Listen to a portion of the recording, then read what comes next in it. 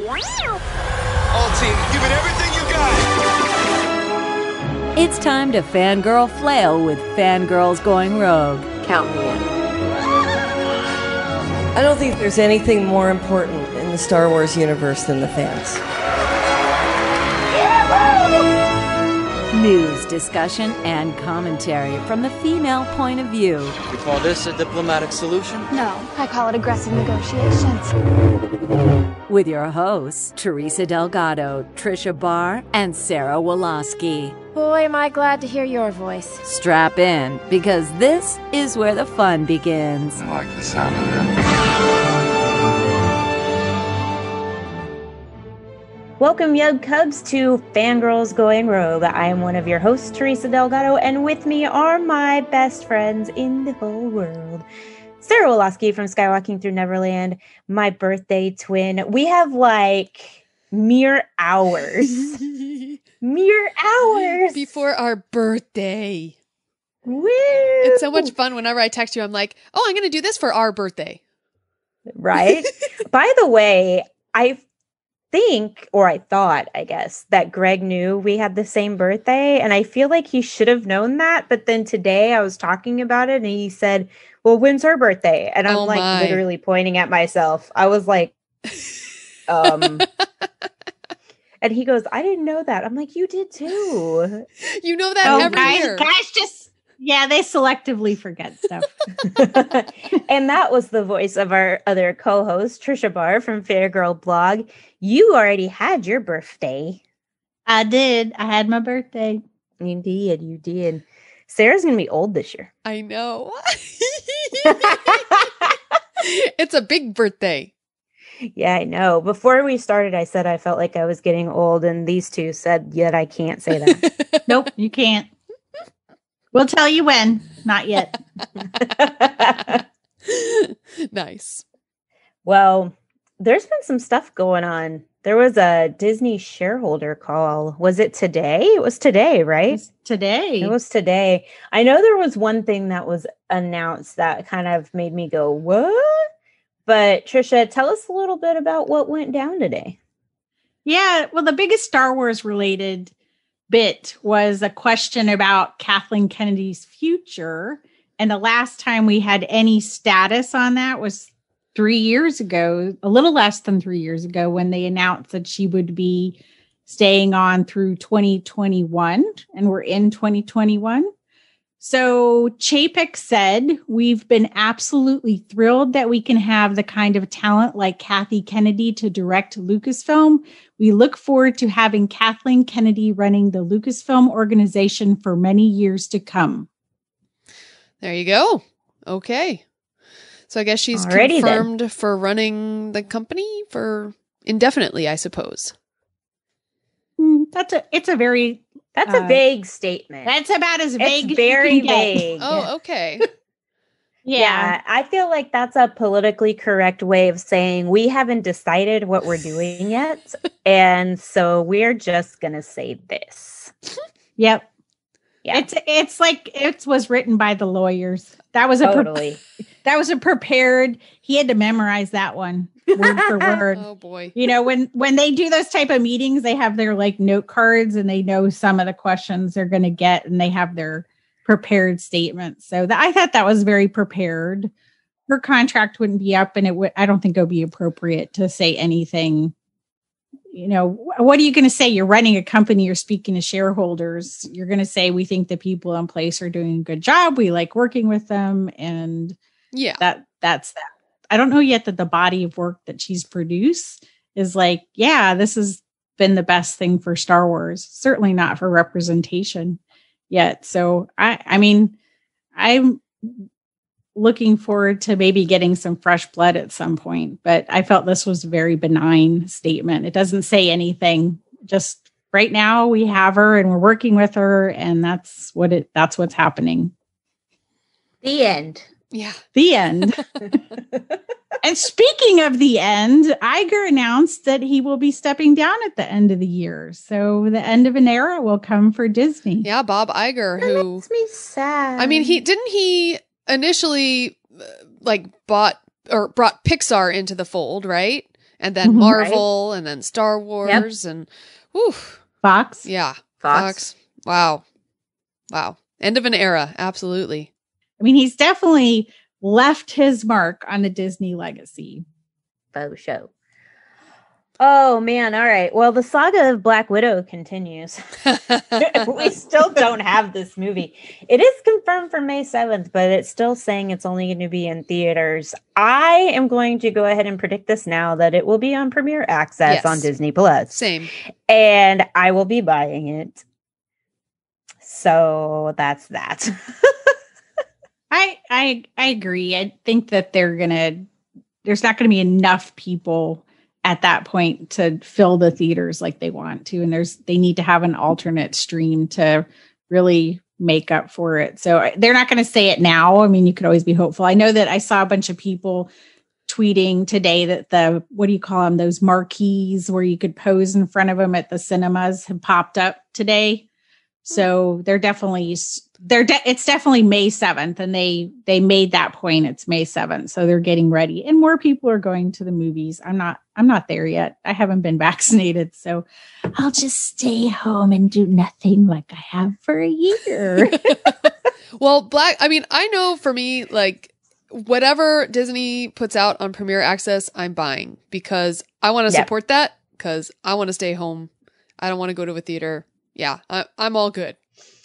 Now, Walt Disney World is officially kicking off its 50th anniversary, and it is going to be opening Remy's Ratatouille Adventure.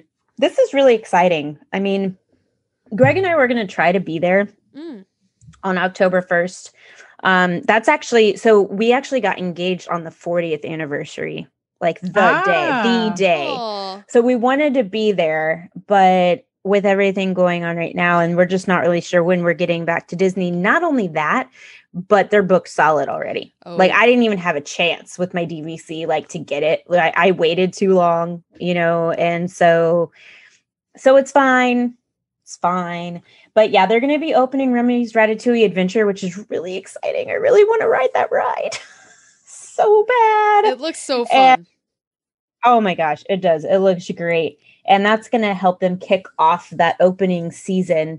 And you can follow at Walt Disney World on Twitter and Instagram for more news. But yes, the 50th anniversary celebration is coming. It's very exciting. Trisha, do you have anything else on that? I rode Remy's Ratatouille ride in Disneyland Paris. So it is a really fun ride. And so I'm looking forward to doing it again. The only ride that I wish more so they would bring from Disneyland Paris, well, really the other, I can't remember the name of the park that's like their DCA, is it's the turtle ride. Oh, Crush's coaster. Yeah, the Crush ride. Crush's that coaster is like is a amazing. Coaster. I wish they would bring it here. I don't know why they don't.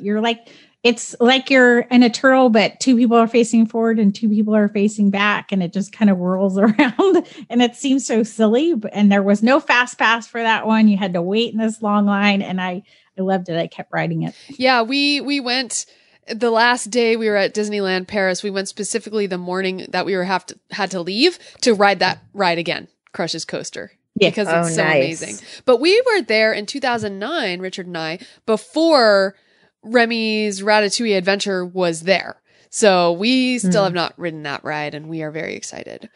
But that's what's going on in Walt Disney World. But Disneyland got some news as well from the shareholders meeting.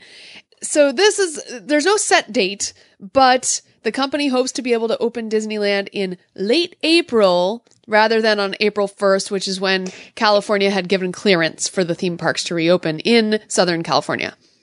Yeah. Yeah. Can I just say, when that news came out and they were like, we're reopening on April 1st, I was like, does anybody actually believe this news? Like, and everybody in groups were so excited. And I'm sitting here going, guys, April Fools. Yeah. You know what April 1st is? I had to read the fine print though. Yeah.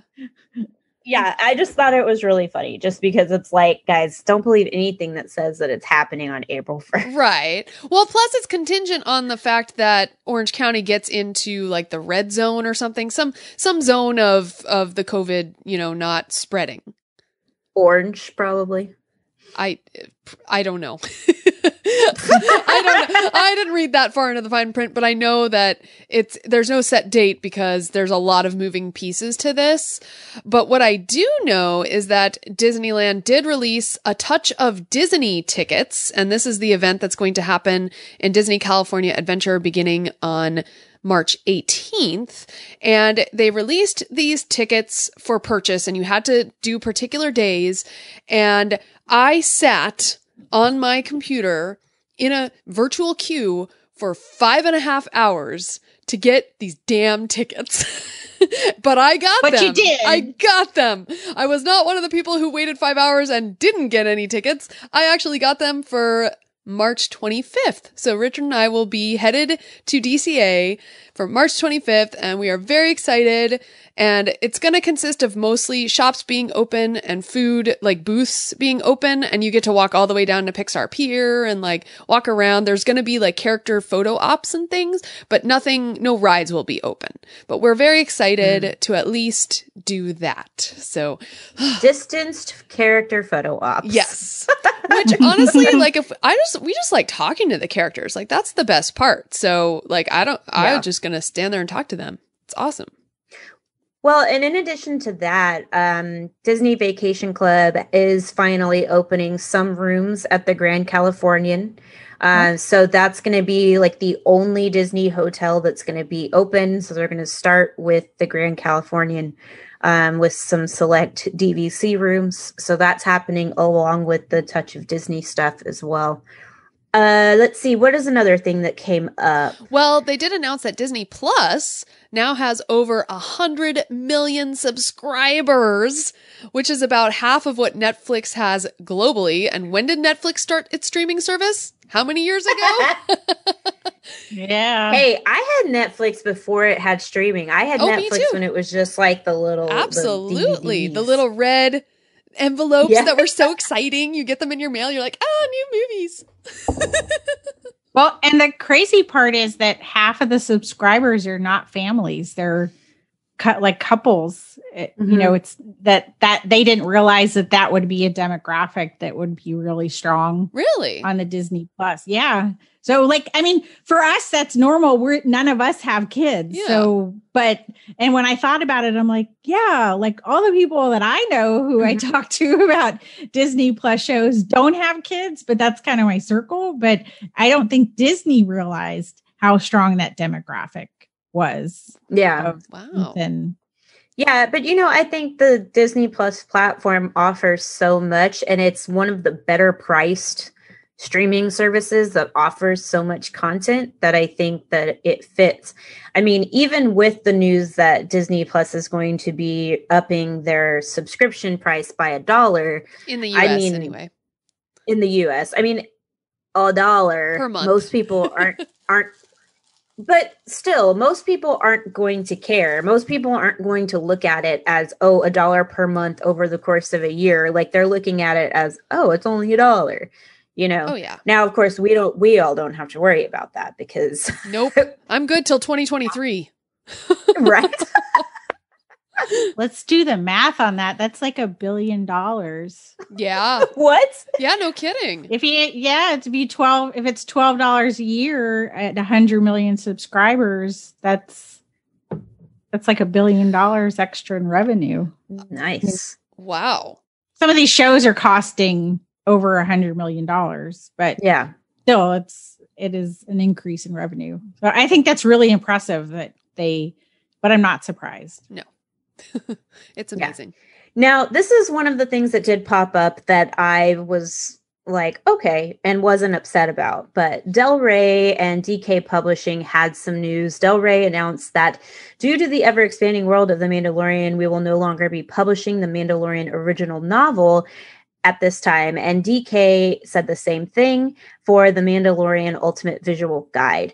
The story will continue to unfold on screen. I was not surprised by this news. When they originally announced these, maybe not the visual guide, but the novel, I was like, but why? But why? Is this like reprising the series?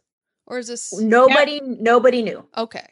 I believe it was more of a before type of novel, like sort of that was the impression I had. But as that's the important point is I think they've sometimes in trying to sell everything as canon, and then you get tied into people have expectations because it's in the book and it must mean something. And especially the visual dictionaries. I love those things, but I'd like to see them just after the fact when it's all buttoned up, when this Mandalorian, Boba Fett, Rangers, the New Republic, Ahsoka Tano, whatever this whole big section of time wraps up, give us the books, give us all that stuff, but don't give it to us. And then people are like, but you didn't do that, or you ignored that, or, you know, that the authors are off writing in their own little bubbles. Nobody's telling them what's happening. So I'd rather them know everything and then write a story. Yeah, no, I agree. And I never thought that the Mandalorian novel was a good idea. I just didn't understand the point of it. And like, you know, it's doing so well in the medium that it's in. I don't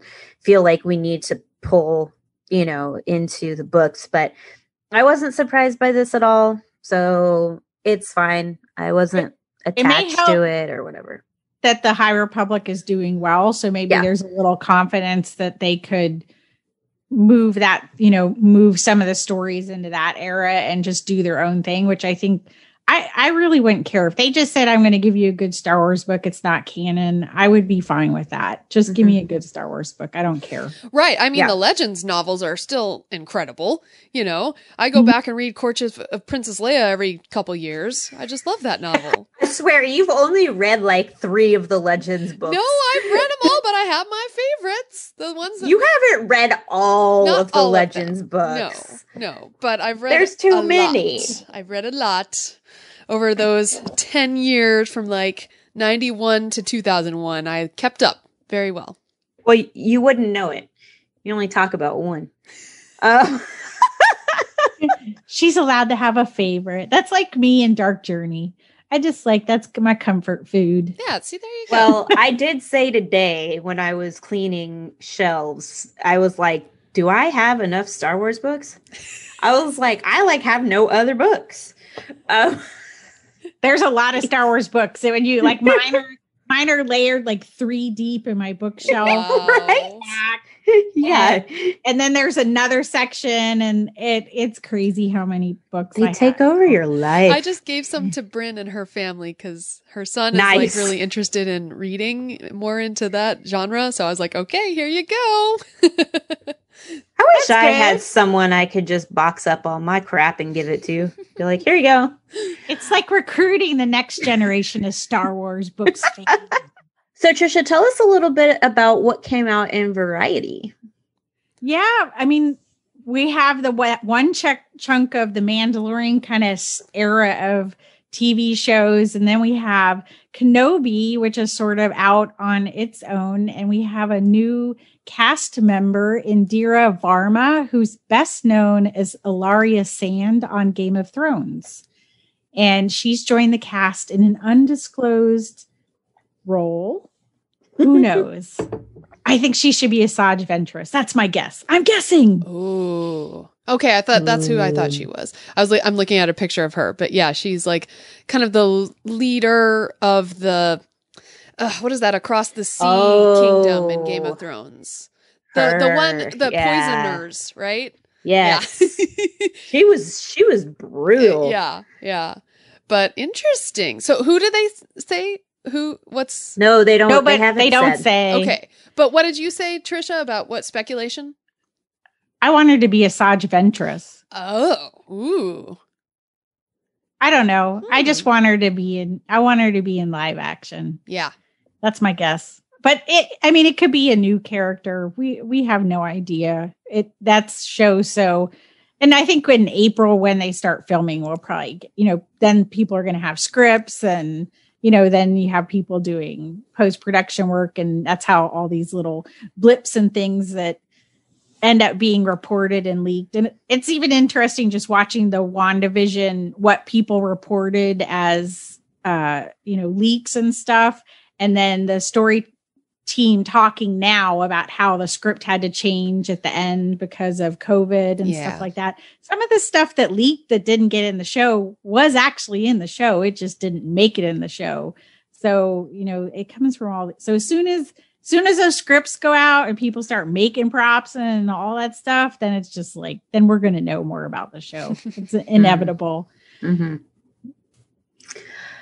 All right. And then we've had some news regarding the Cassian Andor series and Bad Batch, but Andor first. Yeah, there's a report from Illuminati that says Kenobi will appear in the Andor show, that Obi-Wan Kenobi will. And that's not been confirmed. I wouldn't be surprised if that happens, just considering the success of Marvel crossing characters over and how that works and all the backdoor pilots that happen in Mando season 2. I think that there's a high probability that we'll see more of that happening in Star Wars, that there'll be a little bit more synergy in trying to get people excited about other things. And it seems to me that is an era where he could come in and do something. But all I know is that Ewan McGregor is looking mighty pumped. His trainer Instagrammed a photo of him working out and flexing his guns. And by guns, I mean his arms.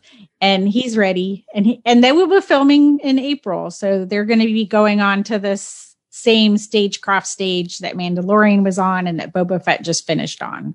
That's awesome. I'm excited about that. Yay. I just had like a deja vu moment where I remembered that I had a dream that Ewan McGregor was in. Ooh. You did? Oh, no, I guess. Because I was like, was he Ewan or was he Kenobi? I don't know. Did he say, hello there? No, I think he was Ewan. I think he was like himself. I don't remember the dream. You know how you just get like a blip, something reminds you and you're like, oh, yeah. I don't know. Like, he's such a cool person. After watching his show A Long Way Up, and then we went back and watched the Long Way Down. Yeah. Long Way Round. Yeah. Long Way Round. And how he adopted his daughter. And he's just like he's a nice guy. I think he's yes. He's suited for Obi-Wan Kenobi. He's a nice guy. I agree. We also found out that the Bad Batch was set to premiere on May the 4th. Who was surprised about this announcement? Nobody. Now, I will say that they did release an image of Fennec Shand from the Bad Batch. Oh, my God. She looks awesome. Agreed. So StarWars.com said the Bad Batch's next mission is about to begin, and there was a little blurb. And so I will read this little blurb. Lucasfilm and Walt Disney Company announced today that Star Wars The Bad Batch, the next Star Wars animated series, will debut on May the 4th, aka Star Wars Day, exclusively on Disney Plus, with the second episode premiering on Friday, May 7th. Subsequent episodes will premiere on Fridays. The series follows the elite and experimental troopers of Clone Force 99, first introduced in Star Wars Clone Wars, as they find their way in a rapidly changing galaxy in the immediate aftermath of the Clone Wars. Members of the Bad Batch, as they prefer to be called, a unique squad of clones who vary genetically from their brothers in the clone army, each possess singular exceptional skill, which makes them extraordinarily effective soldiers and a formidable crew. Yes. I really didn't read all that because we already knew that. But the point is, it comes out on May the 4th, and then it will be out on Fridays. Yes. And yeah, I like how Disney Plus is doing this, releasing each Friday, like normal TV shows used to release, instead of dropping them all at once, like Netflix releases a lot of their shows, because then we have time to, imbue ourselves with it, to understand what happened, to maybe talk it out with people and see where it's going from there. I think too, sometimes you missed all the cool Easter eggs when it's like, if you just drop it and you don't just get to kind of go back and absorb it. Some of the really hard work they put into these shows would just fly by people. And, maybe a year later, somebody be like, "Ooh, I caught this," and whatever. But like, you can catch everything because by Friday, there's at least 10 YouTubers that have gotten every little detail on the show. So we'll be ready Thank you, YouTubers. That's right. Thank you, YouTubers. Especially when I don't understand something. like WandaVision. They're gonna figure it out. Well, sometimes I think the YouTubers confuse people more on WandaVision than made it clear, but that's a whole nother story. I have certain ones that I watch that I feel like do a really good job with not confusing me further. That's good. There you go. Yeah. Yeah. That's what you got to have, the ones you trust that will do a good job. I agree. Well, now it's time for us to talk about some stuff we've been watching and enjoying and sort of just gush about. Obviously, there's not anything in Star Wars, so we have two things that have come out. First of all, WandaVision and Raya and the Last Dragon. So Raya and the Last Dragon came out on March 5th, and if you have Disney Plus and you did the premiere access, you have access to it now, or you can go to the movie theater. But I am going to say right now, spoiler alert, for those of you who have not seen Raya and the Last Dragon, turn us off. Well, or skip ahead. Or skip ahead about 20 minutes? Yeah, 20 minutes, I'd say. 20 minutes-ish. And that way we don't spoil anything for you, because I'm straight up going to spoil everything. So, see you later. Okay. Then I know what I'm saying, but go ahead. We can spoil stuff. Okay. I'm cool with We're that. going to spoil stuff. All right. So the story synopsis, we should give this to everybody first in case they don't know what it is. Long ago in the fantasy world of Kumandra, humans and dragons lived together in harmony. However, when sinister monsters known as the Droon threatened the land, the dragons sacrificed themselves to save humanity. Now, 500 years later, those same monsters have returned, and it's up to Raya to track down the last dragon and stop the Droon for good. Will she find the last dragon? Will she stop the Droon for good? I don't know. So one of the reasons we're interested in this film is, of course, the voice of Raya, who was voiced by Kelly Marie Tran. Yep. Yay! And of course, we know her from Star Wars, The Rise of Skywalker, and Star Wars, The Last Jedi. The Last Jedi. Thank you. Did you erase it from your memory? No, I liked The Last Jedi. It's been so long. I've been on such a Marvel kick, Star Wars stuff. There's only so much room in the brain. Yeah, exactly. She's on Captain America: Civil War, Age of Ultron. Yeah, all those movie names. Absolutely. You can only store so many movie names in your brain at once. Mm-hmm, mm-hmm. Now, we also had Gemma Chan as Namari, and we'll talk about who she is in a little bit. Awkwafina as Sisu the Dragon, and Alan Tudyk, he's in another Disney movie, as Tuk Tuk. Which, let me just say right now, I am obsessed with Tuk Tuk. Tuk's the cutest. Obsessed. My friend Lee, who lives in Orlando, was in Disney World on Friday, and she found me a stuffed Tuk Tuk, and I was like, yes! And it's a baby Tuk Tuk. Aww. It's when he's little. And she hadn't seen it yet, and she was like, you want this thing? And I was like, yes! And she was like, what is it? I was like, part pill bug, part pug, part something else. And Raya's ride. And Raya's ride. It's a ride.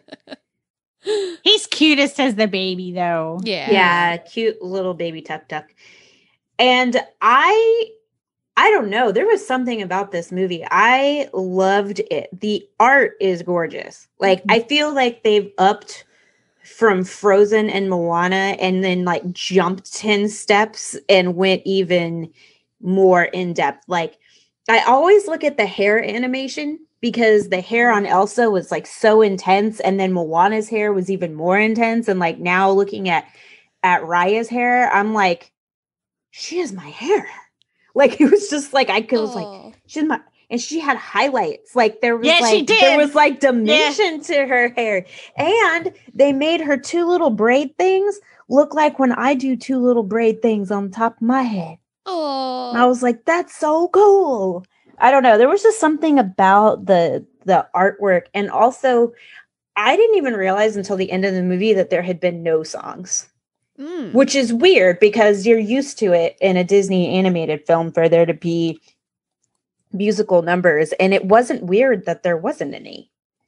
Right. Like, no, I don't think so. I mean, the story was it was simple, and yet, you know, she had a lot of tasks to accomplish within the movie, and she accomplished all that. I mean, I thought it was so interesting how she had to collect the gems from each part of the dragon, from each township, and along the way, she collected the people as well. Yeah. She's like, I'm flying solo, except I'm not. And there's another, and there's another. Yeah, but you know, in the end, when it came down to it, I mean, the whole message of this entire movie is the message of trust.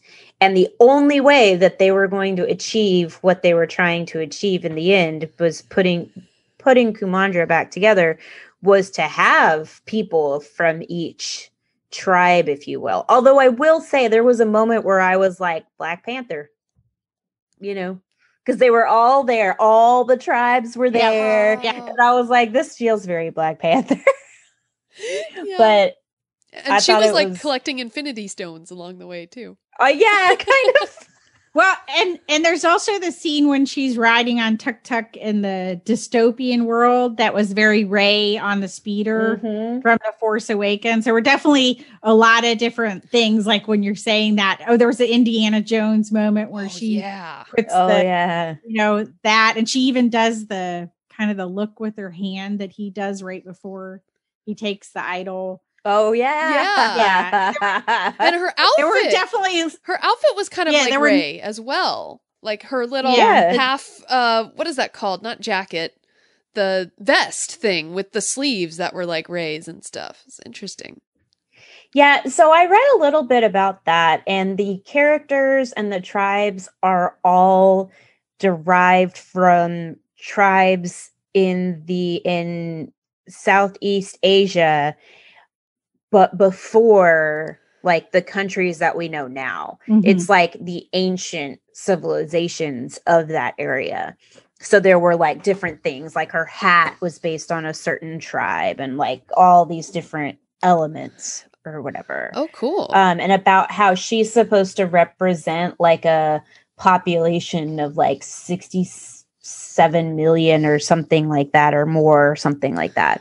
Of people that have existed, well, you know, in one character, which is like, wow. That's crazy. And also I know that there's a lot of things in the background that represent like Southeast Asian cultures now too. Like there was people painting batik designs on clothes.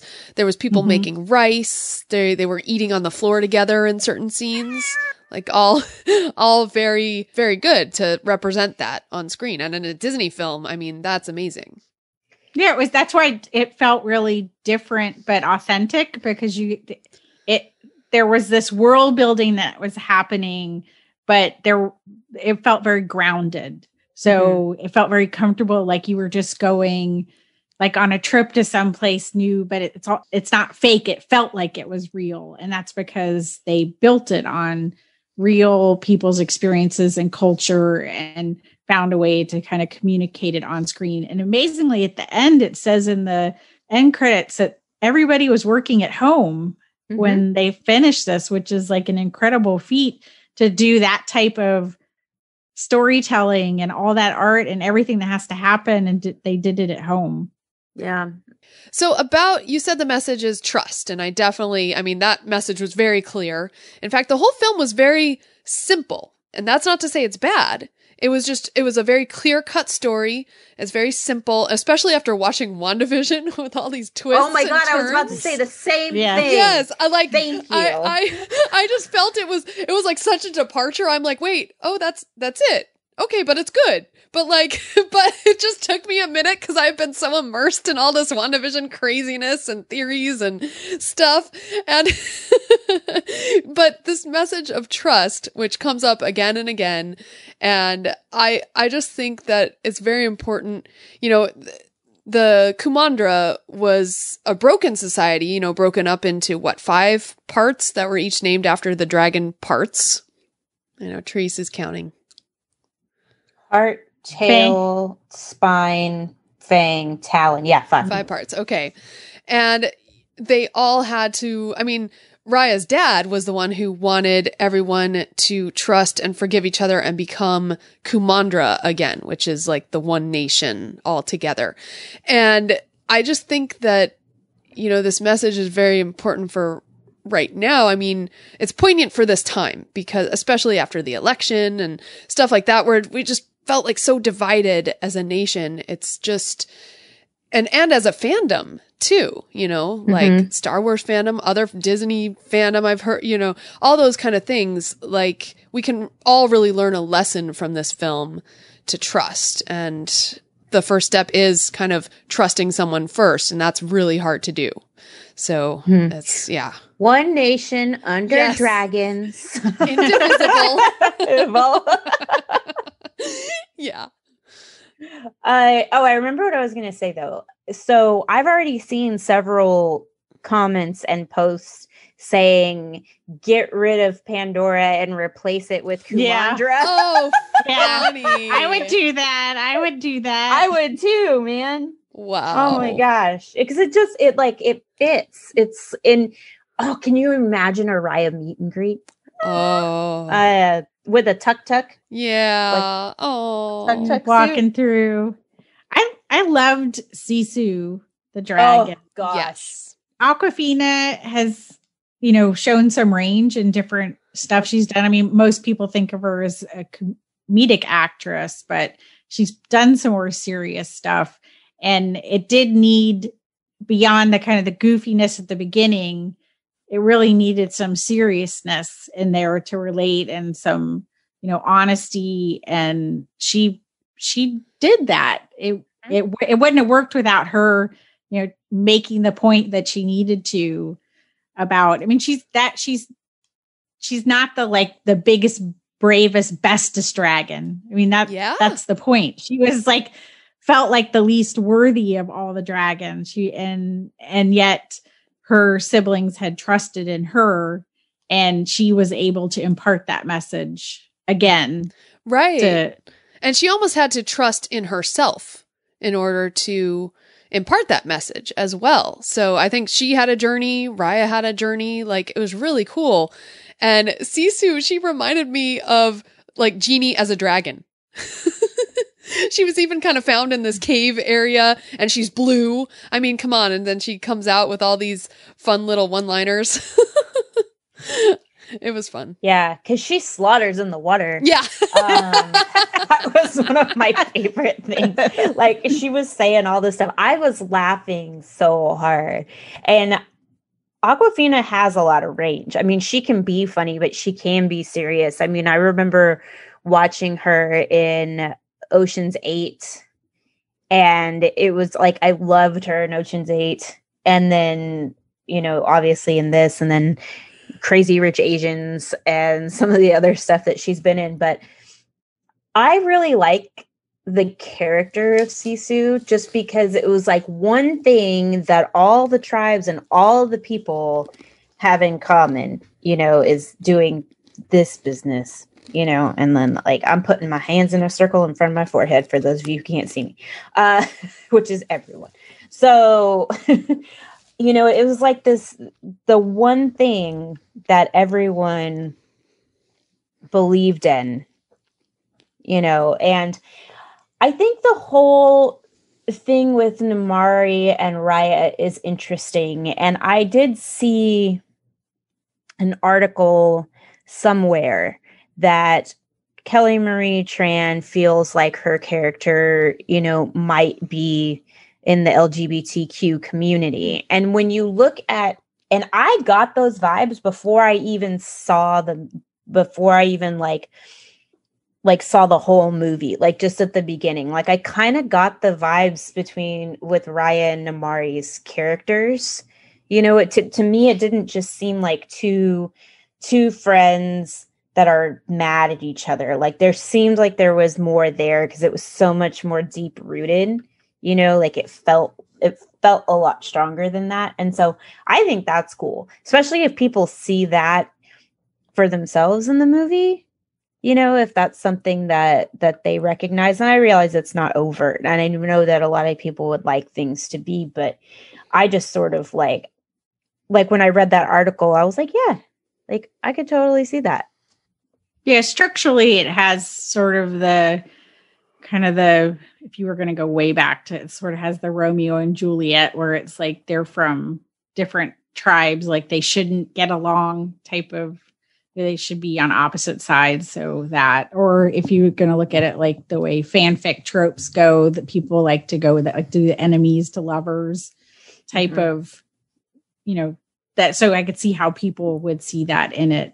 Still hoping that we get to see it be more overt so people can really see themselves on screen. Right. Not like, well, we sort of show it, but we're kind of hiding it because we don't really want to be overt about it. So I think it was like, it's definitely a subtext that it's good for people who want to see it, but I know they're hoping for more. I know they were hoping more from Elsa, and it was again really subtle in Frozen 2. Right. Yeah, because I didn't get that at all from Raya. So that's, I mean, you say that now and I'm like, oh, okay, I can definitely see that.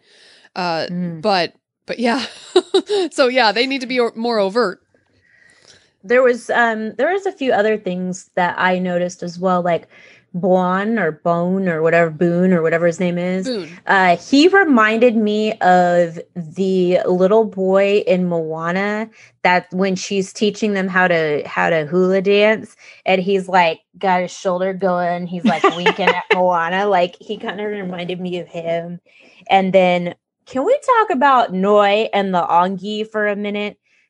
Freaking crazy baby. Like, oh my God.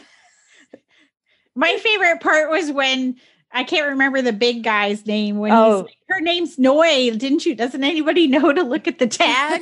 Yeah. By the way, he is straight out of a thug and ruffian from Tangled. I mean, come on. Yes. See, okay, you went there. I immediately saw the lead Hun from Mulan. Like, I was like, that's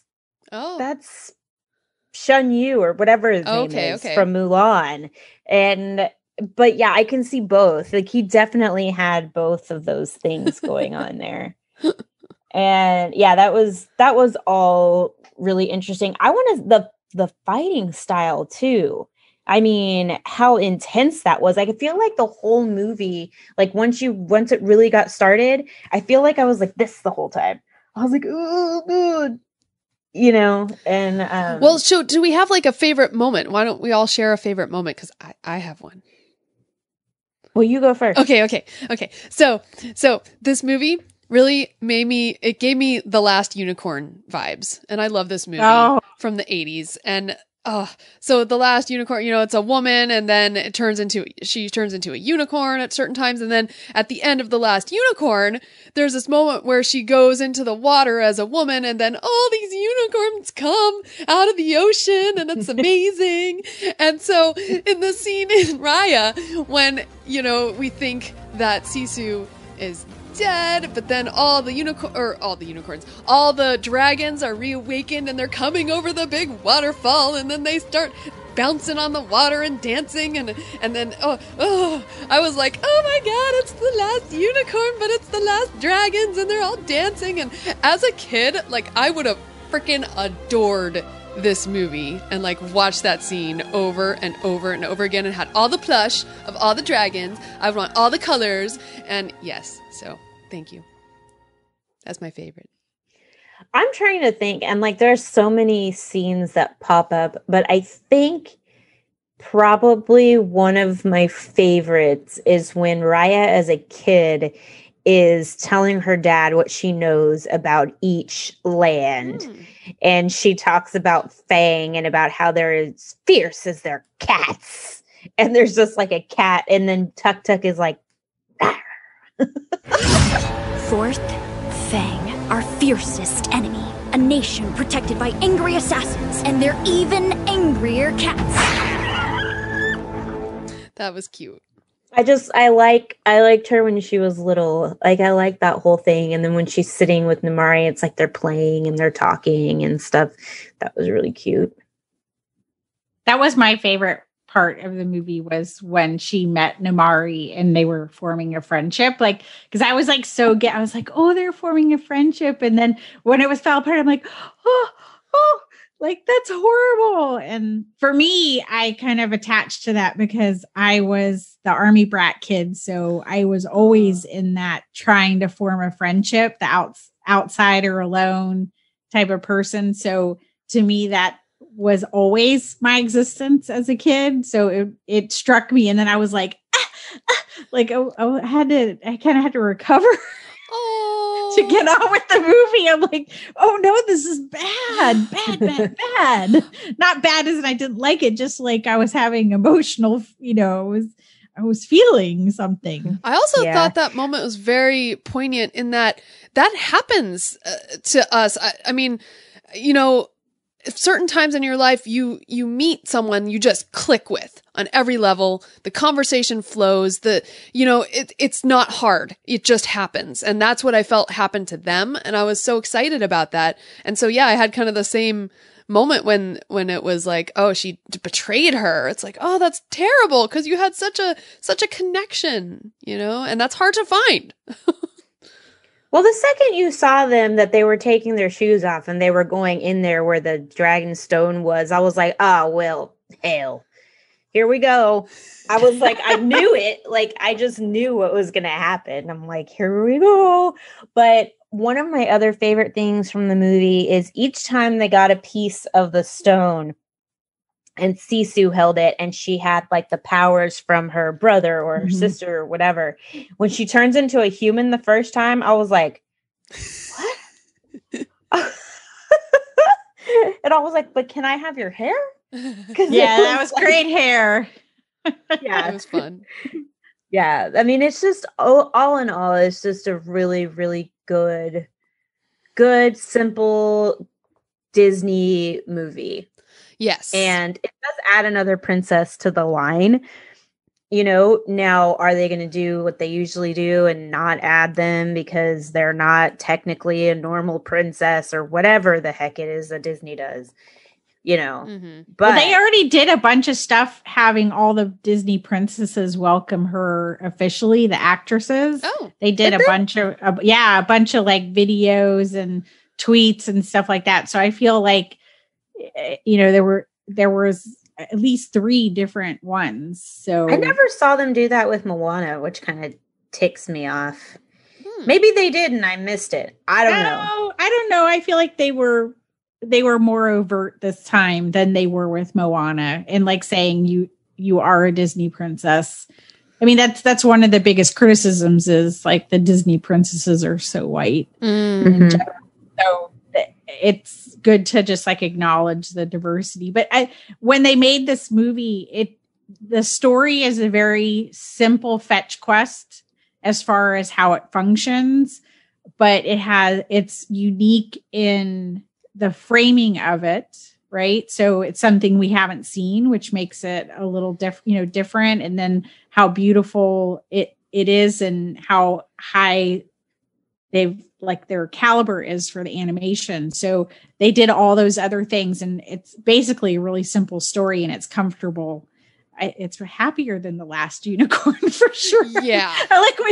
I mean, it was like when you made that comparison, I'm like, yeah, I can see that now, but it's way more happy than The Last Unicorn's 80s animation. Like you're going to be like scarred for life. Yeah. Some of those creatures, the manticore and stuff, those are ugly ass animation.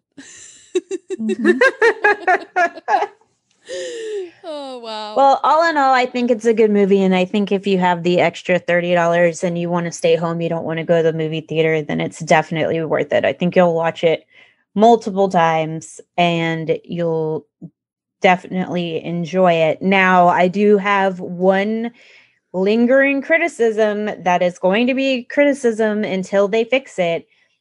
You've done a Chinese princess. You've done a Native American princess, sort of. You've done a Southeast Asian and a Pacific Islander. Where is my Mexican princess? And why? Why do I have to keep looking at myself and trying to be Moana and trying to be Raya? Can I just be the Mexican, please? And Elena of Avalor obviously doesn't count because she's a TV show and not a movie. So get with it. Would it be if they did a Elena movie? I mean, I'd be fine with that. I like Elena as a character. Like, I like her just fine. And in the parks, they have her as one of the princess meet and greets, but like they don't include her in the princess lineup. And they need to fix that. And if they just do an Elena movie, then the problem solved. But I just want a Mexican princess. That's a very valid point. That's all I want. That's all I want in the world. All right. Well, it's time to move on. We're going to move on to WandaVision. And now I'm going to shut up and I'm going to let Sarah and Trisha scream and rant and yell about WandaVision and go. Well, I think it's important to have all opinions. So we're definitely going to ask you some questions, Teresa.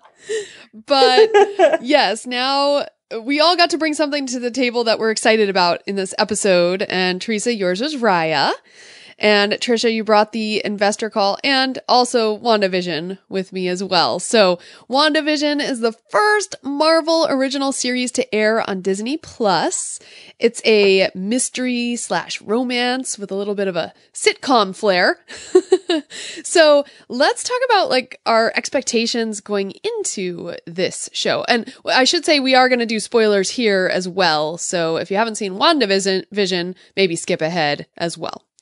All right, so Trisha, what were your expectations going into WandaVision?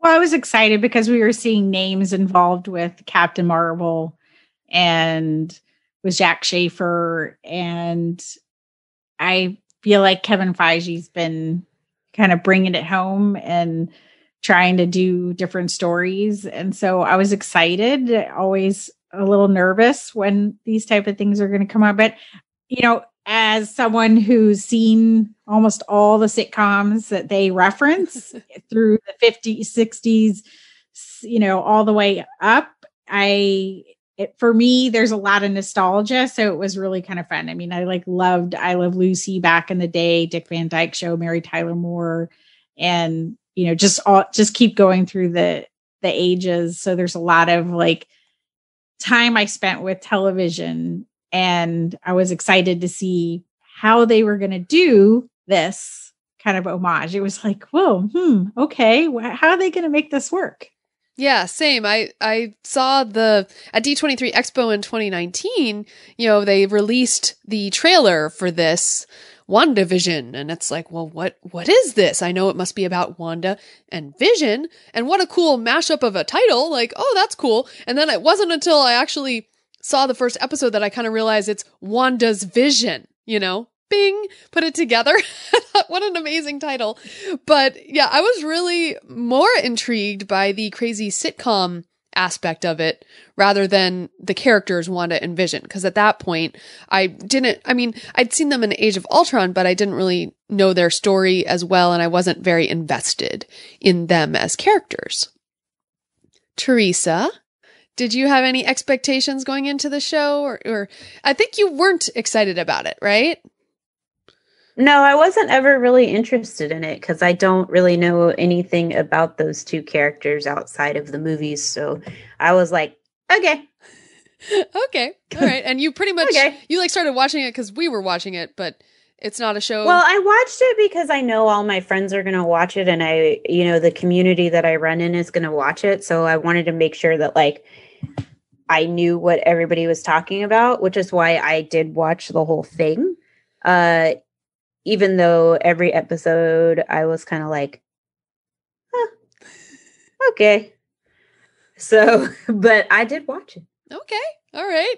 So then, well, you kind of answered this already, but after watching the entire 9 episodes, do you think it met or exceeded your expectations or fall under your expectations? And maybe explain why. Let me say this. I feel like there was a lot of really groundbreaking stuff that they did, sort of like The Mandalorian did, as far as for Marvel on TV and with how they're going to do TV series on Disney Plus. So I recognize that and can acknowledge that. I think that they did a good job with the whole meshing comics and things to bring people in and to keep people interested, from different areas. For me, this is just not my kind of show. There was moments that were, most of those centered around Monica Rambeau, and then the stuff that was in real world time, not within Wanda's bubble. I think every time you went into Wanda's bubble is where it lost me. But like the things that were happening outside had my attention. So I mean, I think only like 25% of it held my attention because it was that outside of Westview. But like I said, I think they, having Jimmy Woo and Darcy, who I almost just called Daria for some reason, having them in the show and like kind of tying those things together, I think that was really, interesting for me. There were some moments, I will say, like as we got to the end and with the finale with like the Scarlet Witch thing and, all the kind of like witchy vibes. I love the witchy vibes. Nice. I don't understand anything about anything related to the witchy vibes, but like I love the witchy things. Yeah. That was fun. But, but that's on a surface level of I thought it was fun. Don't understand a thing, but I thought it was fun. That's an interesting point you bring up in the fact that you liked all the like today stuff rather than the sitcom stuff, because there was kind of a divide in the fandom of people who liked this show as to some people really loved the sitcom stuff and wished they would have had more of that towards the end. Whereas some people like didn't get into it until episode 4, which is when you see, breaking the fourth wall, and it's after the snap, after the blip. Right. So Trisha, did it exceed your expectations or fall under your expectations?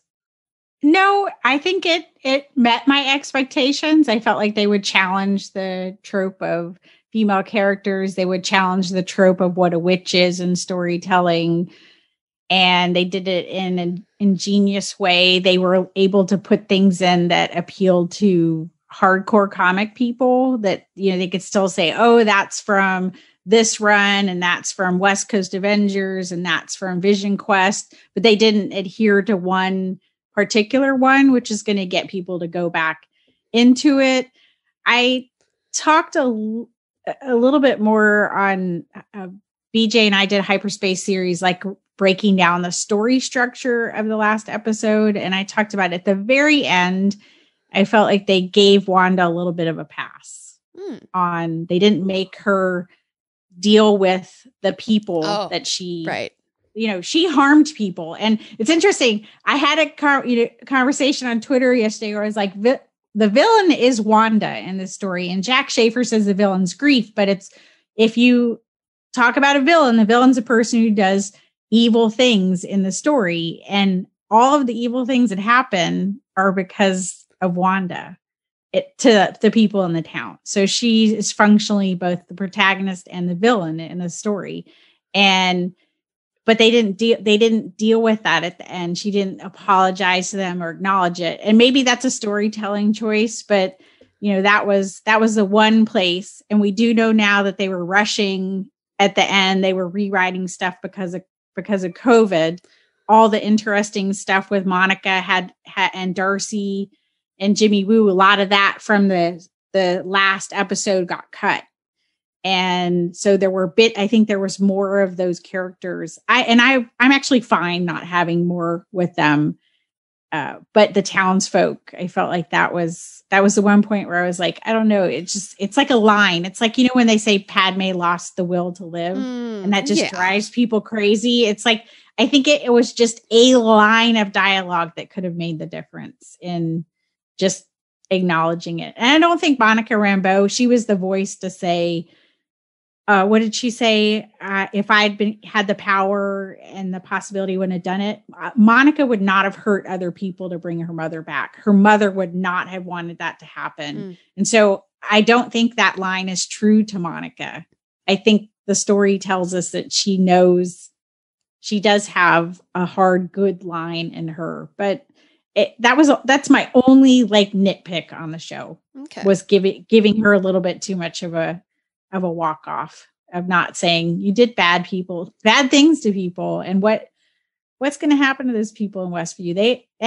Wanda has more trauma than she had when she went into it. So it's a story about grief, but in the end of it, it's passed a lot of trauma on to a lot of people.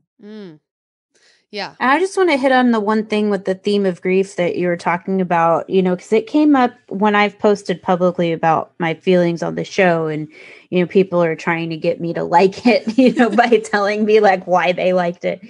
And some people were hitting on that it's about grief. And I know my fair share of grief. I've had quite a bit of it. I think what I've sort of figured out is I process grief in a much different way than other people do. And, there was a few people that commented that they totally understand Wanda because they would do anything to bring their loved ones back. And my immediate response was, not me.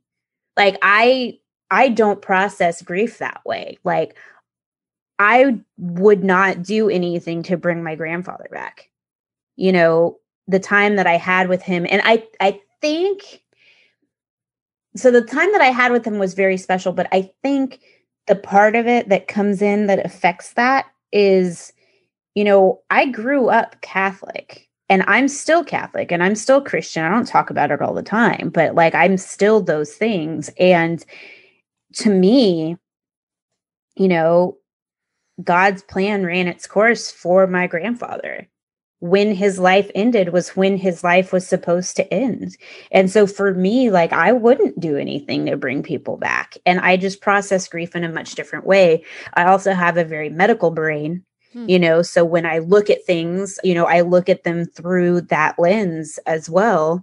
And that's what helps me process through my feelings in relation to grief. And so it's just a totally different experience for me than it is for other people, I think. And so I think that's partially the reason of like why I couldn't get like with Wanda here, because it's like, what are you doing? Like, I don't, that doesn't compute with me, because that's not how I would handle stuff. I can recognize and appreciate and respect all the ways that people process grief, because that is a thing that, that does happen.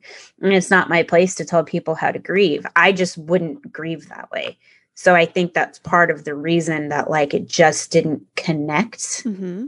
Yeah. I don't know if that makes sense. No, that makes total sense. And I feel honestly that Wanda helped me understand you both a little better. Like Teresa, especially you. I know last year we all had some issues and had to go through a lot and within ourselves and deal with depression and things. And there's a moment in episode 8 where Wanda is talking to Vision, how she's talking about this feeling, this waves that are washing over her, and she feels like drowning. And that, like, to me, like, I can't relate with that, because I for some reason, I'm always looking on the bright side, even to my detriment sometimes. But like, I know that you two have both grappled with that, and it helped me understand how you feel a little better. And so I really appreciate that this show exists, that, helps me understand that, because then I can be a better friend for you two.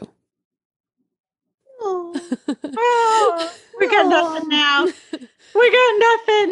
No, I mean, in the representation of like how those type of emotions can cripple somebody, I think they did a really good job. I mean, Wanda's crippled emotionally because she can't even recognize what she's doing, and that actually is a true thing that happens. Your brain will shut things off from to protect you. Yeah. So when she's saying, I don't know what I did, that isn't unrealistic. There are people who literally don't know why they did what they did. And part of unfortunately, and I just dealt with this in real life, where sometimes people are so upset about something that they aren't even thinking straight, or they can't comprehend it. And Agatha in that episode 8, where she's like making Wanda look at the things and making her see what's happening. Like, nobody wants to be in that position of Agatha I mean, and I see her very much as like a scientist who's trying to figure out the puzzle, and then she's got the pieces of the puzzle, and now she's just like, you have to acknowledge this. Like, you have to get past this, and because this is not going to be good, not with this much power. You can't be compartmentalized. You have to be whole on this, and you have to understand it and figure it out. And, you know, sometimes that has to happen where somebody has to be the voice to say, this is what's happening, and you need to connect the dots.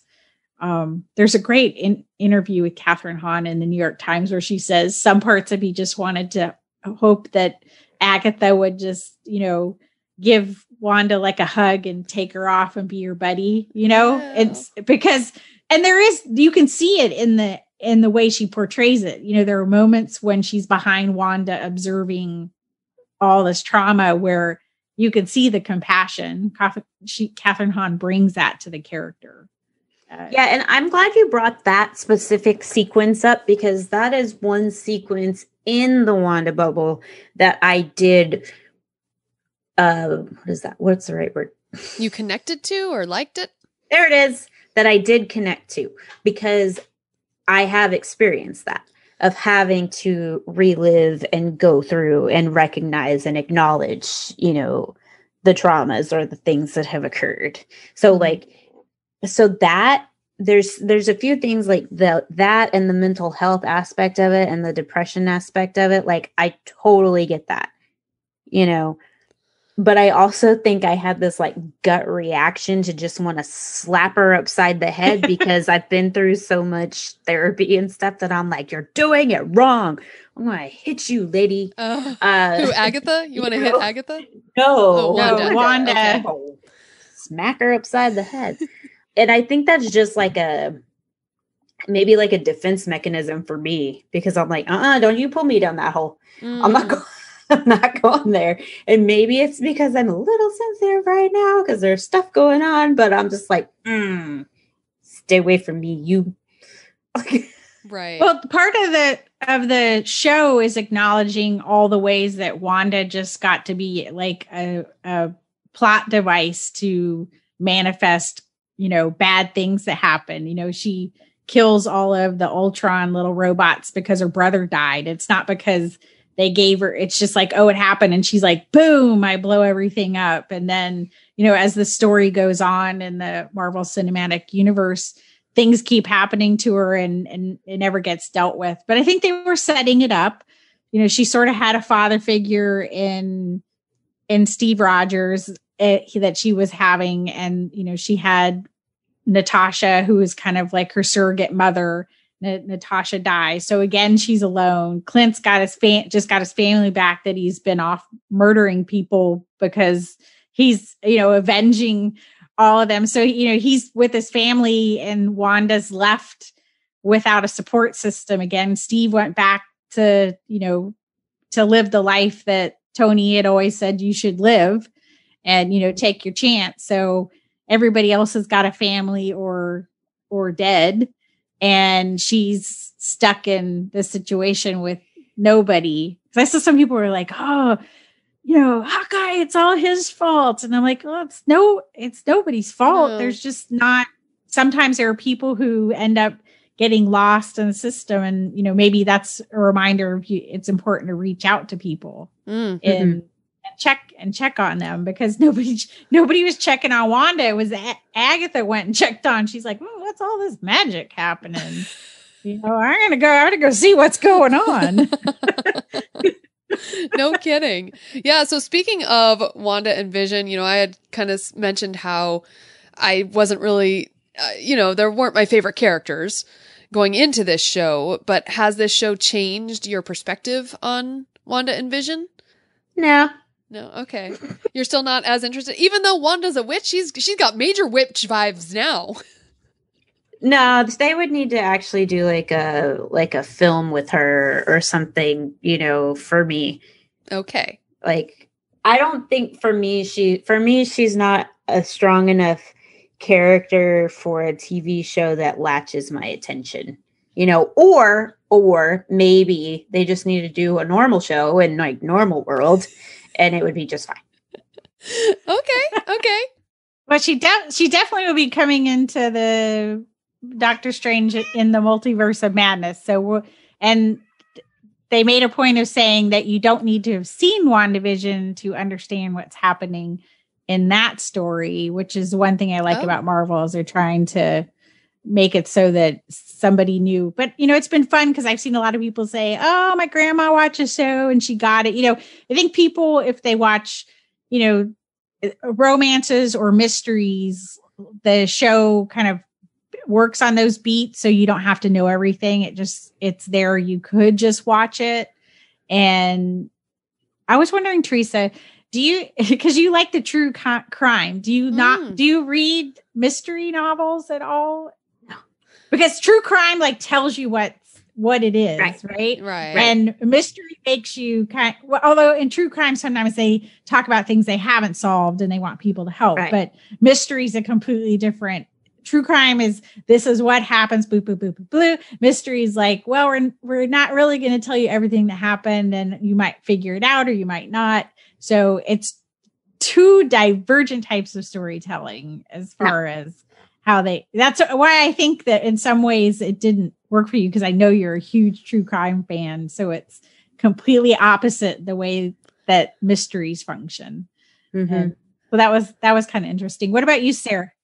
So yeah, for me, I mean, this definitely opened my eyes into Wanda and Vision's relationship, because they actually showed that first moment of really them connecting on a deep level in episode 8 and a little bit further beyond that. And so, me and my romances, I love my romance in my Star Wars, in my Marvel, in whatever. So, I really I loved their connection. I love that they left it open with the Vision, who is the white Vision, and how he has unlocked memories now, but he's floating around somewhere. So eventually perhaps, Wanda and Vision can meet again. It's just a different Vision. But so I love how they left that open-ended. I guess I really like mysteries because I had a hell of a fun time trying to figure it out. But I just love Wanda's, the Scarlet Witch didn't mean anything to me before this. And the fact that Wanda wasn't called the Scarlet Witch in all the MCU films, I didn't even know that until they made a point of saying that within this series. But the fact that they said that, she doesn't have a moniker, and then Agatha says, "You are the Scarlet Witch," and then she accepted, that she was the Scarlet Witch and accepted all this power, just really is exciting to me. And I love that. And now I just want everything Wanda now. And I have colored my hair red like Wanda, and I'm getting the WandaVision makeup, and I'm just crazy into it. So yeah, Wanda's my favorite character right now. I'm sure that'll change. I mean, Captain Marvel was my favorite character when that movie came out. So I have the right to change who my favorite character is in Marvel. Thank you. Well, if those are your two favorite characters, I'm just going to lay this out here. A lot of people made fun of the lady scene in Endgame when all the ladies, they were like, oh, that's such fan service. And in that sequence of the Thanos battle, Wanda fights Thanos before the gauntlet and almost beats him. Then Captain Marvel fights him after the gauntlet and almost beats him. He has to yank the Power Stone out, which is the one possibility Doctor Strange says that they could win. And then that gives Tony the chance to grab the Infinity Stones and make his own gauntlet and do the snap. So in that lady sequence, they show Captain Marvel, then they show Wanda, then they show all the other characters. And so I don't think that was just a haphazard scene. Captain Marvel is the Captain America of the next run, and Wanda is the anti-hero Tony Stark of the next run. So those two characters are going to be your opposing characters. So your two favorite characters are now going to be the most important characters in the run. And it set them up because they have completely different value structures. And I think it's interesting that Monica is going to Rambeau is going to end up being now like a mentee to Captain Marvel in the Captain Marvel 2, but she also has this connection and sort of understands Wanda. So you kind of have this bridge character. But that's where I think they're going with this. So they've created a scenario where this is your Captain America and your new Iron Man, as far as the two characters are going to drive the new, however they go into the Avengers, and they have different opinions. And I know when I said Wanda's the villain of the story, Tony Stark in his first act was selling weapons of mass destruction gleefully in Iron Man. And he was also, interestingly enough, forged himself into a superhero, and they forged the Scarlet Witch. That's the prophecy. There's also tons of Star Wars parallels in that, but that's a whole nother thing. If you like Star Wars, what they did with the Scarlet Witch is so Anakin Skywalker alternate universe. If he had gotten into the library and was able to read all the Sith lore, that's what she's doing. She's in the library reading the Sith lore right now. So the question is, will that person still become a bad person? Will they become Darth Vader, or will they not become this? There's so much Star Wars parallels I can't even start. But if you like Star Wars and the prequel trilogy particularly, I think Wanda's going to do a lot of paralleling that. I am so excited right now, and I don't know what I'm going to do, because in Captain America Civil War, I was like all Cap. I was Team Cap, and now I don't know. Oh my God. I was Team Cap. I still would be Captain Marvel. I'm Iron Man.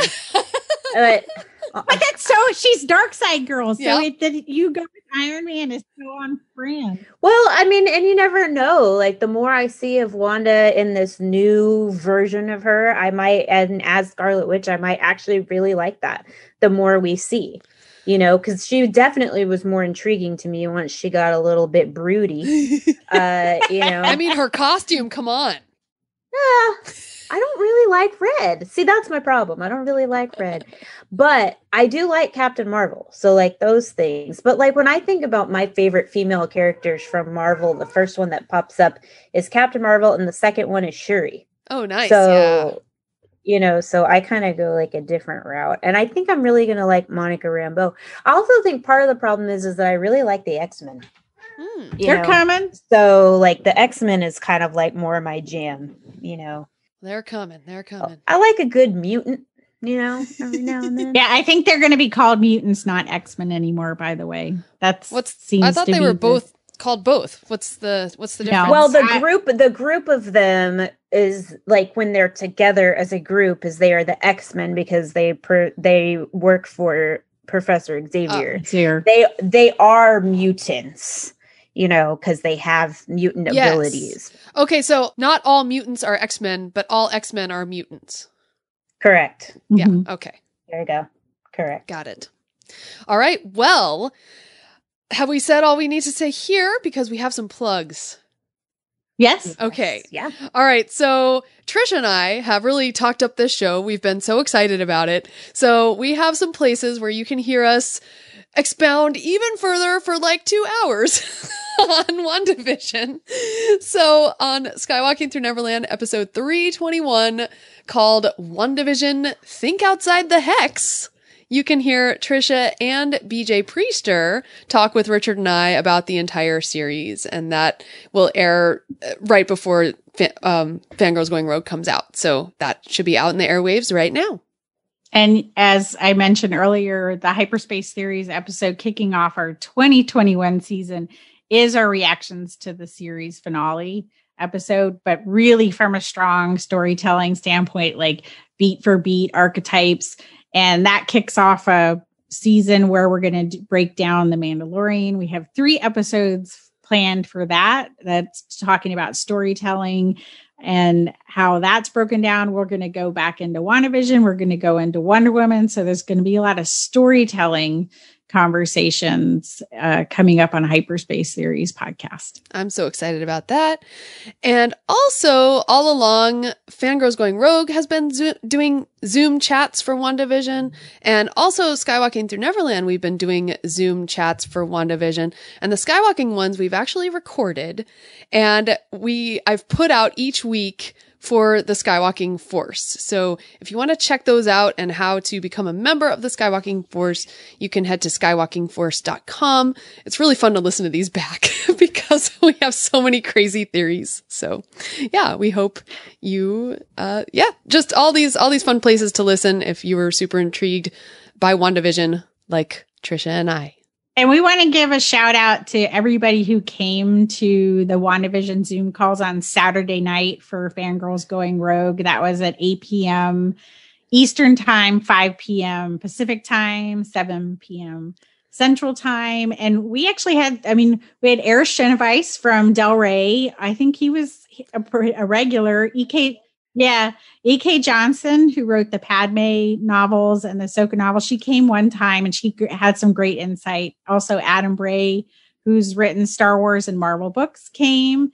And then Tony, Deborah Sue, Wesley Kai, BJ Joanne, Matt, Adam, Anna, Adjua, and most importantly, Sandra, who drives the conversation and hosts it. And you think, we're just going to talk for an hour, but it ends up longer than that. And if I missed anybody's name, I'm sorry. Send me an email or tweet at me and yell at me, and I will say your name on the next episode. But it was like kind of this thing where Sandra's like, okay, well, this is the end. And then I don't know, 5 people were like, well, aren't you going to do Falcon and Winter Soldier? So that's happening too. Yes. So it's not going to end. We're still going to host the Zooms. The funniest part was Erich saying after a few episodes of being like, well, Director Hayward, I see his point of view, which I think he's totally believable character that I feel like he's got stuck in a position he wasn't meant to run anything, and it's warping him. He goes, but after he shot the kids, I'm done with him. I'm not defending the 50-year-old white guy. But it was always fun to see how everybody could see from different characters' perspectives and the way different people saw different characters and sort of how it unfolded as we went along. So thank you to everybody who joined those, and they'll be there for the next time. We started them doing for the Mandalorian. So that's right. This is just going to be a thing. I want to know why we're not doing it for Mighty Ducks Game Changers. That's what I want to know. When does that come out? March starts something. March 27th or something like that. At the end of March. I'm just kidding. It's not going to probably not be a lot to talk about, but I'll talk about it with you, Teresa. Okay. I love the Mighty Ducks. The Flying V. Ah. Well, too bad. But that's going to be the weird thing is they're not even going to be the Mighty Ducks. Well, yeah, but what's her name's in it from that Gilmore show? Girls. Thank you. Lauren Graham. The Gilmore Girls. You knew who I was talking about. We share the same brain. Oh, I've been rewatching Gilmore Girls. I'm on season 4 now. Nice. I've seen that show like twice. Now we're at Teresa's favorite part. Yes. We're at Collecting Corner. It's like Pooh Corner, but Collecting Corner. So we're going to talk about some things that we want, things that we've gotten. I have 3 things that I've gotten. One is, well, actually, they're all birthday presents. So one of them is here. It's the Bambi ColourPop collection. My dad got that for me, and I got most of the collection. There was one thing I didn't get, but I got the rest of it. And it's so much prettier in person than it is in any of the pictures that you're going to see online. Ooh, stunning. Can't wait to use it. And then my my birthday present from my mom, the Happy Planner released new Mickey and Disney princess items. And she bought me those, and they have finally added Moana into the princess sticker books and princess line. So there's finally Moana. I was so disappointed at the beginning when they didn't put Moana in the first run. So I'm excited about that. And then one of my Lego friends, she got me the Frozen 2 little set of Bruni, the salamander. It's just like a build of just the salamander. Oh, for Lego? And cool. Yeah, and so he's going to go on my new desk that I just got from my husband. I'm going to put him right right here. And then there's one thing I want that I don't have yet, but Her Universe kind of quietly released a Raya and the Last Dragon blue hoodie.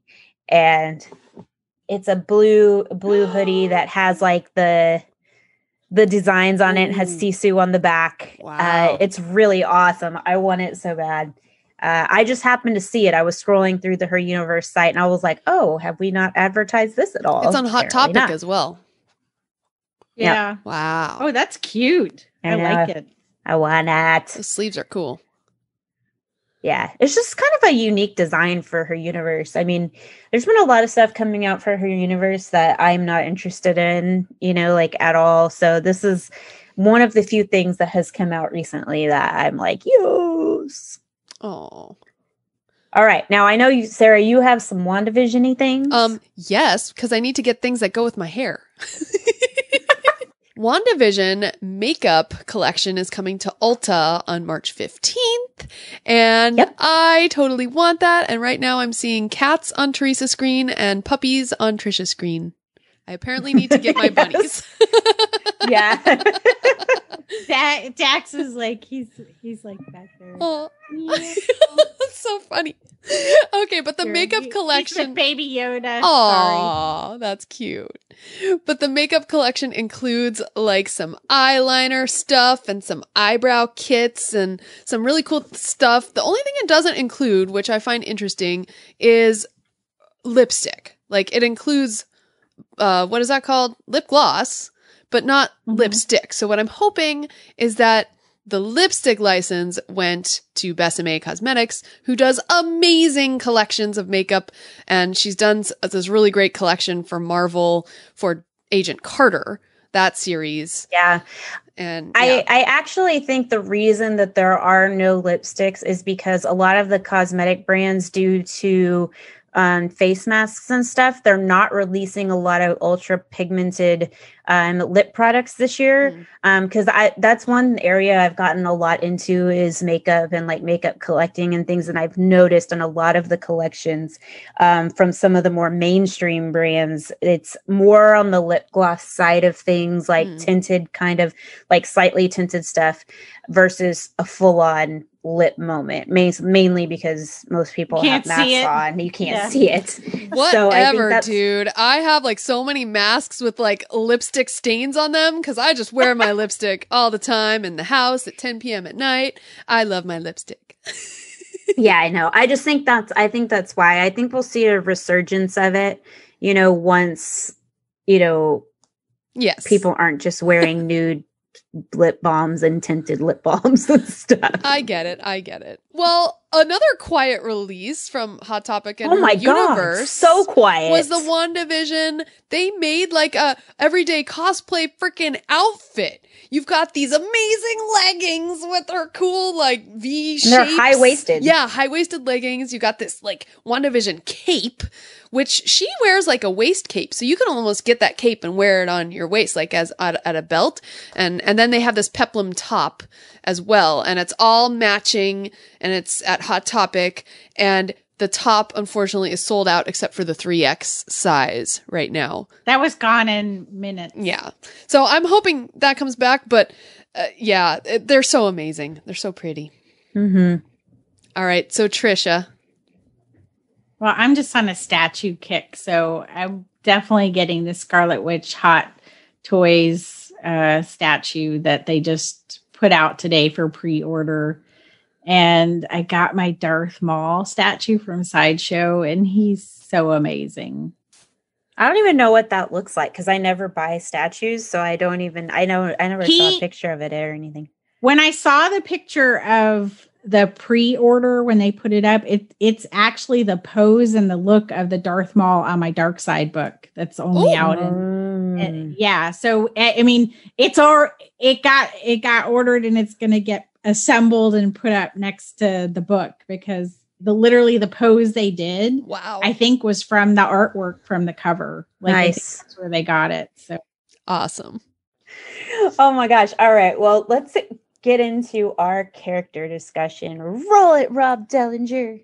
Sidious, Anakin, Luke and Leia, Qui-Gon Jinn, C.O. Bibble, Kylo Ren, Salacious Crumb, Bib Fortuna, Boba Fett, Amidala, Wicket, R2-D2, BB-8, I can barely keep it straight. It's a character discussion. It's the fangirls on character. It's a character discussion. So for this episode, since we talked about Raya, we thought that we would do our character discussion over Kelly Marie Tran.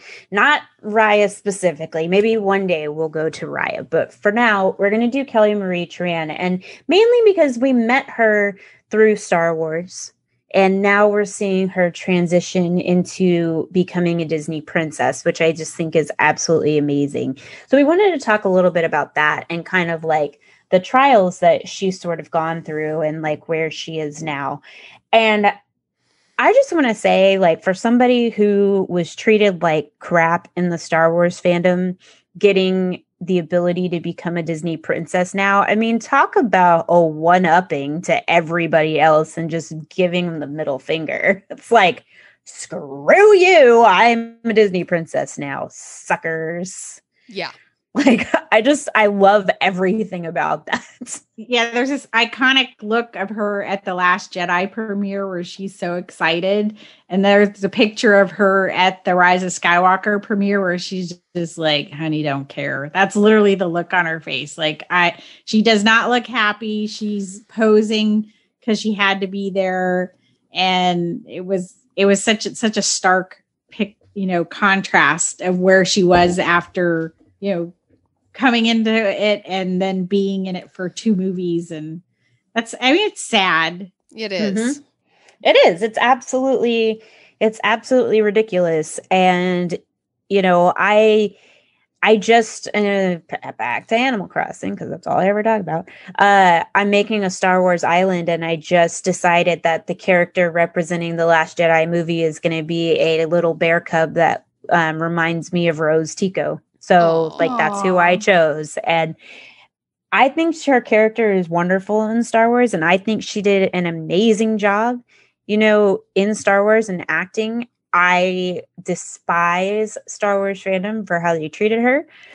But now she's literally like my second favorite Disney princess, because my first favorite Disney princess is Moana. And my second is now Raya. And my third is Pocahontas. So those are my 3. Aww. You know what? I think, Trisha, you had forwarded me an article about Kelly Marie Tran talking about what she had kind of gone through with Star Wars fandom and how she had stopped her social media.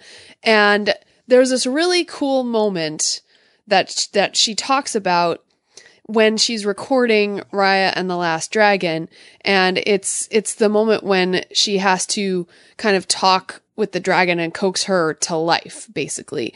And she had a script there, and she was going by the script, and then she asked the directors, hey, can I take this and use my own words?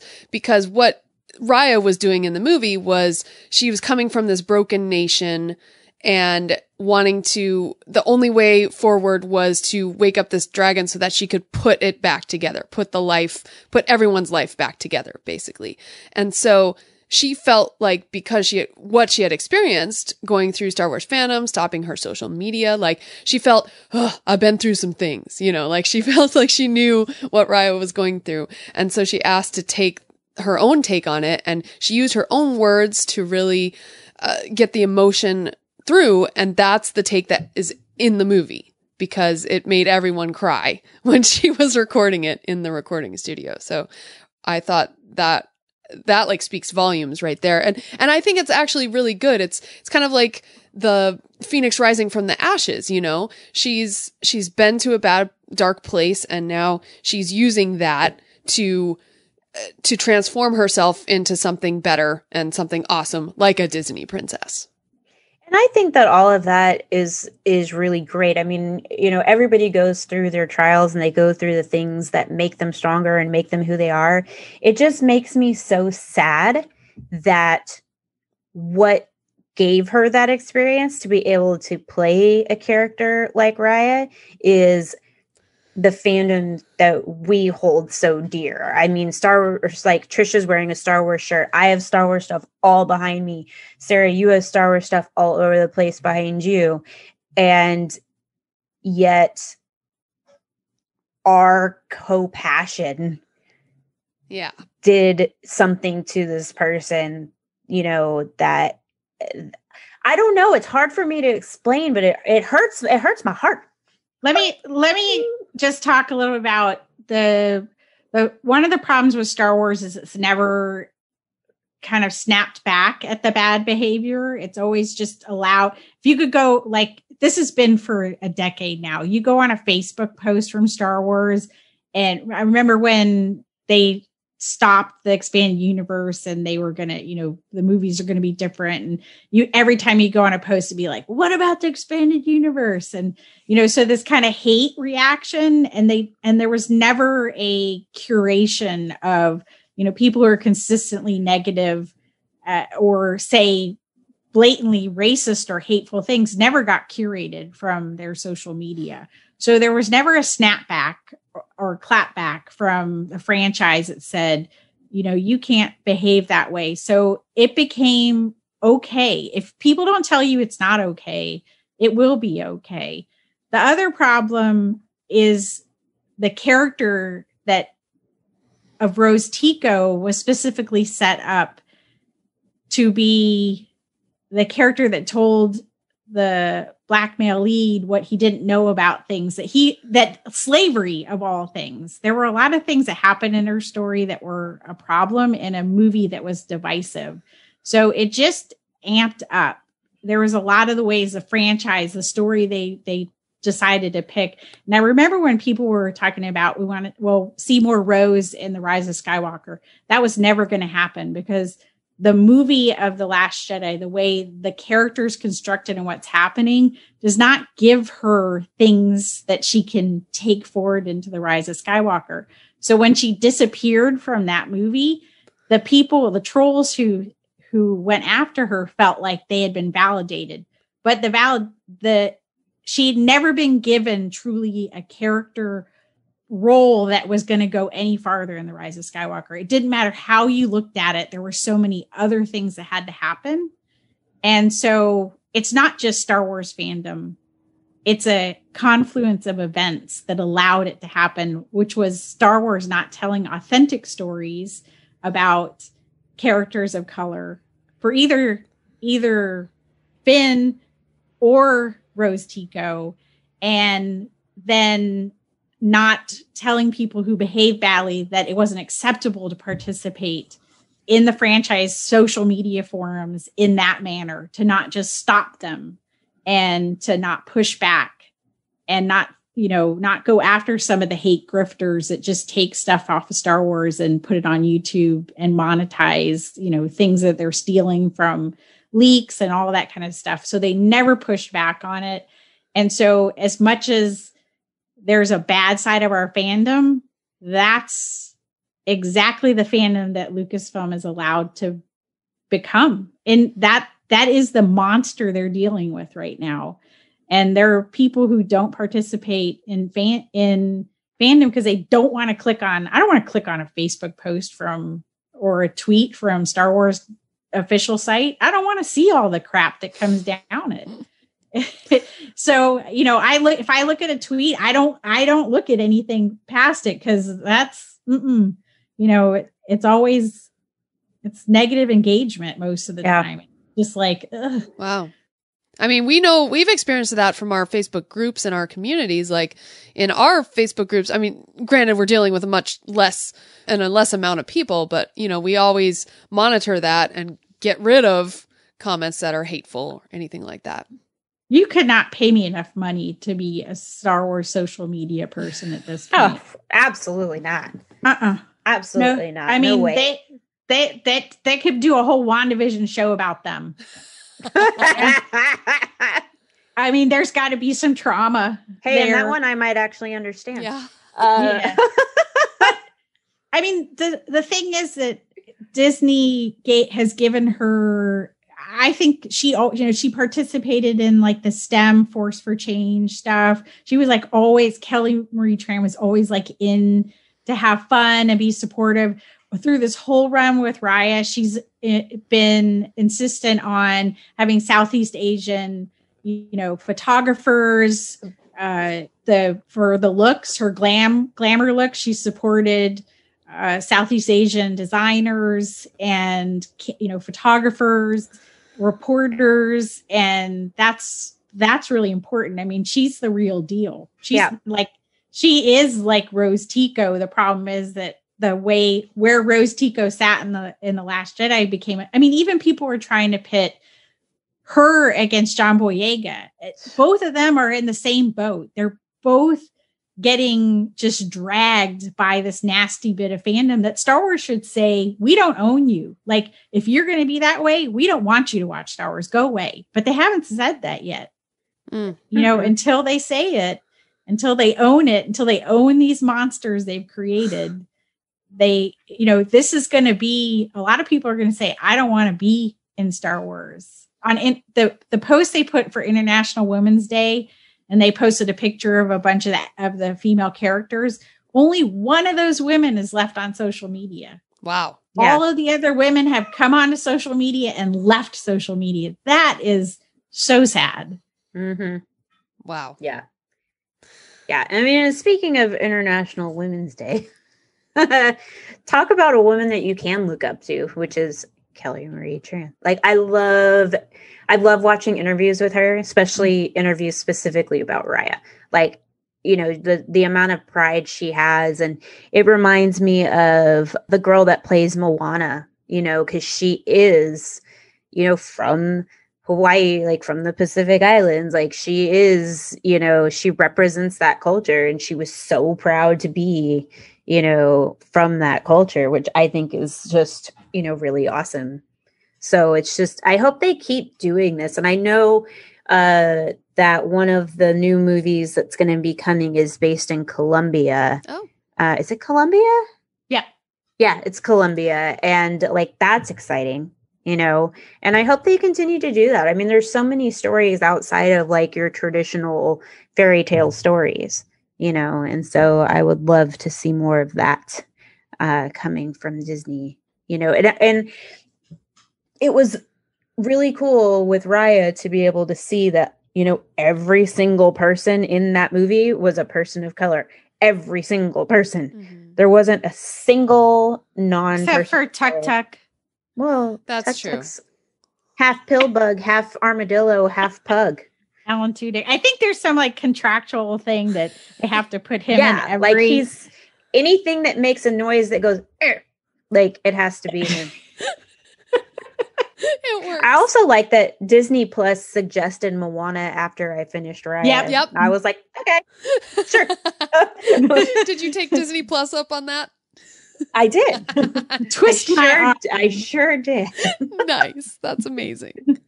Well, before we wrap up, I do have to say that our ears were burning just now because Bryn McKinnon, my co-host on Totally Tell Me Everything, she Facebook messaged all three of us and said, dancing to the Descendants soundtrack and making dinner, and you three lovelies popped into my head. Let's set it off. We're all dancing. So thank you, Bryn. Oh, you must have known subconsciously that we were recording. and I don't think I acknowledged Bryn in my list of names. Oh, that's right. That came to, but she did come, I think 1, maybe 2 times. Mm-hmm. And she was on the Instagram live for the Thursday that BJ and I did. I think that was before episode 8, kind of talking about where we thought the witches were going to come into play. Nice. In WandaVision before it got really witchy. Witch is witch. Witch. Well, I still may be right. Dottie's name is Sarah Proctor, which is a woman from the witch trials of Salem. So there may be something there still. If we're not doing one movie. Okay. Exciting. All right, you guys. Well, If you would like to get in touch with us in between shows, you can visit us over at fangirlsgoingrogue.com. You can also find us on Twitter and Instagram. We're at FGGoingRogue. Trisha is at Fangirl Cantina. I am at Ice Cold Penguin. Sarah is at Jedi Tink. Sandra is at Geek Chic 9. And Kai is at Yogi Kai. You can leave us a voicemail, 331-21-EWOKS or 331-213-9657. Or send us an email, contact@fangirlsgoingrogue.com. You can also join us on Facebook, and you can search Facebook for Fangirls Going Rogue or Fangirls Going Rogue Group, and join us there. And make sure, if you're joining the group, answer the questions that pop up, or we won't let you in. Please go to Apple Podcasts or wherever you listen to podcasts and leave a positive 5-star review. We need your reviews so more people can find us. So until next time, Excelsior! And da-da-da-da-da! Yum! Yum! Yum! Yum!